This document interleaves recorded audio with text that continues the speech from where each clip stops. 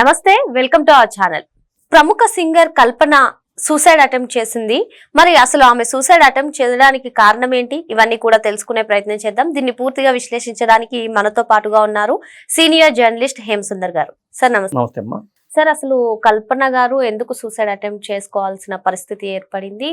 కూతురుతో తరచూ గొడవలు అవుతాయి, అదే కారణం అని చెప్పి కొందరు అంటున్నారు. మరి ఇది నిజమేనా? దీనిపైన మీ విశ్లేషణ. అంటే కూతురుతో గొడవ ఉందా, భర్తతో గొడవ ఉందా అనేది తెలియదు. ఫస్ట్ కొద్దిగా ఎందుకంటే భర్తను అదుపులో తీసుకున్నారంటేనే అనుమానం వస్తుంది. అంటే రెండో భర్త అంటే ఫస్ట్ భర్తగా పుట్టిన ఆవిడ ఆ కూతురు కేరళలో ఉంటుందనేది ఆ సమాచారం. చదువుకుంటాకి రమ్మన్నాను, రావట్లేదు, అక్కడే ఆ విషయంలోనే ఫోన్లో గొడవలు జరిగినాయి అని ఒక వెర్షన్. తర్వాత సూసైడ్ అటెంప్ట్ చేయడానికి ముందు ఆవిడ కేరళ నుంచి వచ్చింది అనేది ఇంకో వెర్షన్. వచ్చిన తర్వాత జరిగింది అనేది. నేను అనుకోవడం ఏంటంటే చనిపోదామని అనుకున్న ఇది నేను అనుకోవట్లా, నిద్ర మాత్రలు ఎక్కువ వేసుకోవటం వల్ల ఈ ప్రమాదకర పరిస్థితి ఏర్పడిందేమో అనిపించింది నాకు. ఎందుకంటే సూసైడ్ చేసిన వాళ్ళు 2 రోజులు ఉన్నారంటేనే దాదాపు చనిపోతారు. కాకపోతే ఇక మనస్తాపంతో మర్చిపోదాం ఇవన్నీ అనుకుని కొద్దిగా టాబ్లెట్ ఎక్కువ వేసుకోవడం ఏమో జరిగిందేమో అనిపిస్తుంది నాకు. ఒకటి అంటే కూతురు చెప్పే వెర్షన్ కూడా అలాగే ఉంది. మా అమ్మ ఆత్మహత్య ప్రయత్నం చేసుకోలేదు, టాబ్లెట్లు ఎక్కువ వేసుకుంది, అంతే అలా జరిగింది. అంటే ఆ టాబ్లెట్స్ డైలీ ఆవిడ తీసుకుంటారంట. నిద్ర పట్టకపోతే టాబ్లెట్ ఇంట్లో ఉన్నాయంటే అర్థం అదే కదా, ఎక్కువ తీసుకోవడం వల్ల ఎలా జరిగింది, అంతేగాని సూసైడ్ అటెంప్ట్ కాదని కూతురు చెప్తుంది. కానీ పోలీసులు ఏమో భర్తని అరెస్ట్ చేశారు. అతను చెన్నైలో ఉంటాడు, ప్రసాద్ ప్రభాకర్ అని అతను ఫోన్ చేస్తే అమ్మాయి ఫోన్ ఎత్తకపోవడంతో డౌట్ వచ్చింది.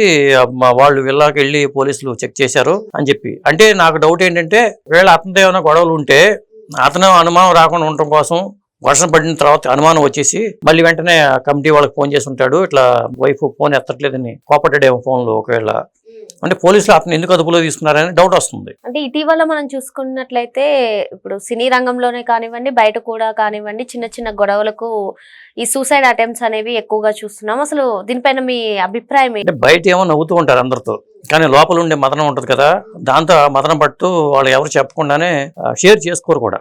ఫ్రెండ్స్ ఉన్నా కానీ ఇప్పుడు సునీత లాంటి వాళ్ళు ఫ్రెండ్స్ లోనే తెలిసిపోతుంది, వాళ్ళతో షేర్ చేసుకోరు కూడా. ఒకసారి ఆ షేర్ చేసుకోకపోవడం వీళ్ళు హ్యాపీగా ఉన్నారే అనుకుంటాం. ఆ అమ్మాయి ఇప్పుడు చాలా సినిమాలు డబ్బింగ్ చెప్పింది, చాలా సినిమాలకి పాటలు పాడింది, చిన్న బాలనటిగా చాలా సినిమాల్లో చేసింది, ఇంత హిస్టరీ ఉంది. వాళ్ళ నాన్నగారు ఏమో రాఘవేంద్ర, అతను కూడా సింగరు, వాళ్ళ అమ్మగారు కూడా సింగరే. అట్లా ఈ అమ్మాయి ఫీల్డ్ కి ఎంటర్ అయింది. చిన్నప్పుడు వీళ్ళు స్ట్రగుల్ అయ్యి సినిమాల్లో బాలనటిగా చేసిందని చెప్తూ ఉంటారు. బాలకృష్ణతో మనకి సీతారామ కళ్యాణంలో రాళ్లలో ఇసుకల్లో రాశాను ఇద్దరి పేర్లు అనే పాట ఉంటుంది. ఆ పాటలో చైల్డ్ ఆర్టిస్టులుగా కనిపిస్తారు కదా చిన్నప్పుడు, వాళ్ళ చిన్నప్పుడు పాత్రలో. ఆ పాత్ర హీరోయిన్ పాత్ర, చిన్నప్పుడు హీరోయిన్ పాత్ర వేసిన అమ్మాయి ఈ అమ్మాయి. అలాగే కమల్ హాసన్తో చేసింది.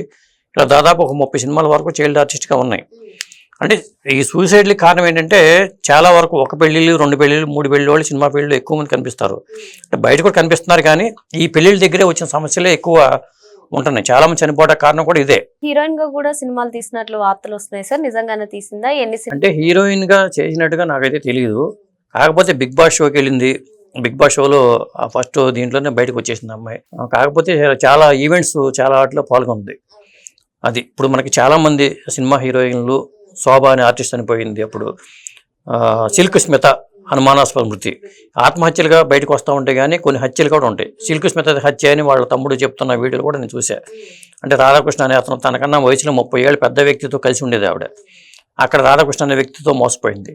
అంటే ఇండస్ట్రీలోకి వచ్చిన తర్వాత ఎవరో ఒకరు టచ్ అవుతూ ఉంటారు. అలా పరిచయం అయిపోయిన తర్వాత వాళ్ళు ప్రేమించి పెళ్లి చేసుకోవడం. అంటే ప్రత్యూష, ఇప్పుడు ప్రత్యూష అనే హీరోయిన్, అది ఆవిడని అటెంప్ట్ రేప్ చేసి చంపారనేది అది అతను ఆత్మహత్య చేసిన వ్యక్తి ఏమో బతికే ఉన్నాడు. సిద్ధార్థ రెడ్డి అని అతను అయితే బతికే ఉన్నాడు, ఏమో చనిపోయింది. అలాగే మార్లిన్, హాలీవుడ్లో ఉన్న టీం అని మార్లిన్ మన్రో కూడా అది మిస్టరీ మరణమే. అంటే మిస్టరీ మరణాలు అయితే సినిమాలో చాలా ఉంటాయి.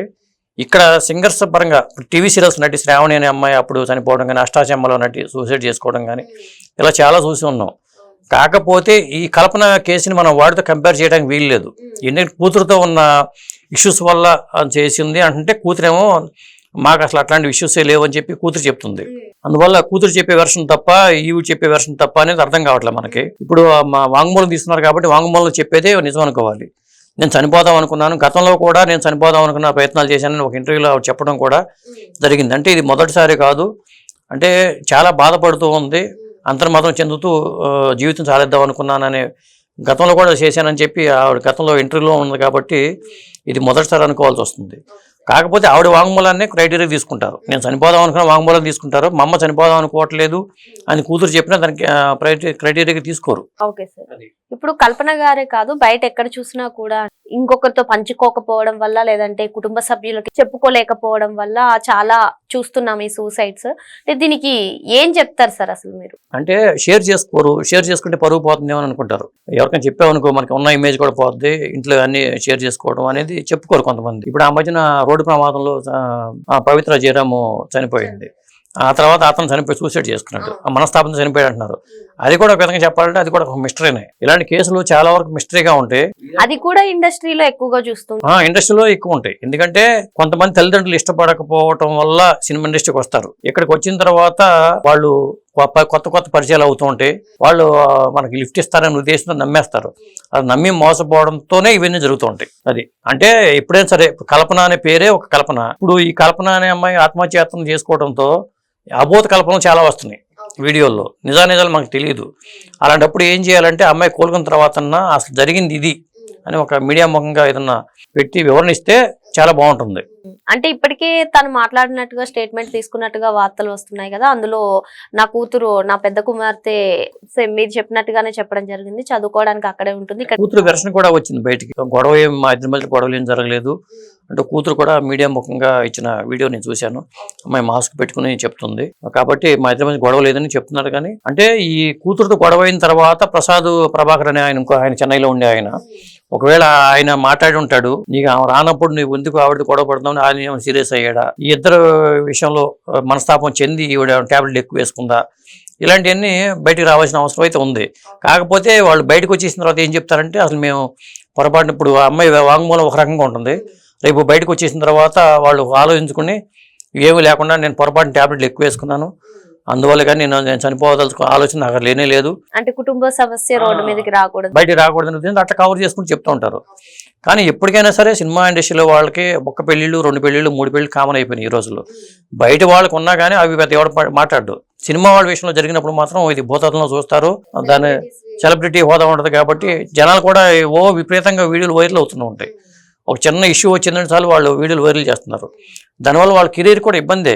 ఇప్పుడు ఆవిడ వయసు కూడా దాదాపు పెళ్ళిడికి వచ్చిన కూతురు ఉందంటేనే ఆవిడ వయసు కూడా దాదాపు 40-45 మధ్యలోనే ఉంటుంది ఆవిడకి. అదమ్మా. మొత్తానికి సినీ ఇండస్ట్రీలో ఇటువంటి సంఘటనలు చాలా పునరావృతం అవుతున్నాయని చెప్పి సార్ చెప్తున్నారు. Thank you.